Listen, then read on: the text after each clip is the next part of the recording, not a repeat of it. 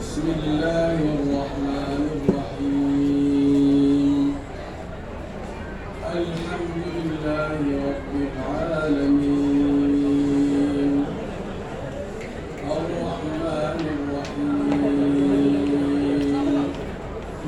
مالك يوم الدين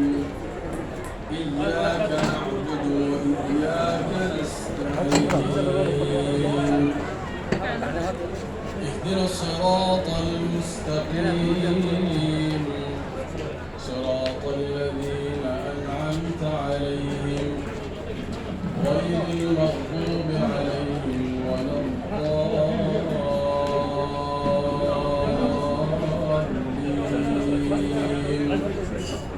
بسم الله الرحمن الرحيم الحمد لله الذي أنزل على عبده الكتاب ولم يجعل له عوجا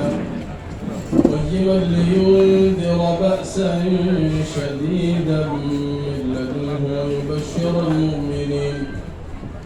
ويبشر المؤمنين الذين يعملون الصالحات أن لهم أجرا حسنا ماكثين فيه أبدا وينذر الذين قالوا اتخذ الله ولدا ما لهم به من علم ولا لآبائهم كبرت كلمة تخرج من أفواههم إن يقولون إلا كذبا فلعلك باخع نفسك على آثارهم إن لم يؤمنوا بهذا الحديث أسفا إنا جعلنا ما على الأرض زينة لها لنبلوهم أيهم أحسن عملا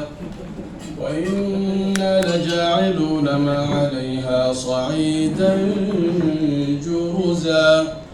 أم حسبت أن أصحاب الكهف والرقيم كانوا من آياتنا عجبا إذ أوى الفتية إلى الكهف فقالوا ربنا آتنا من لدنك رحمة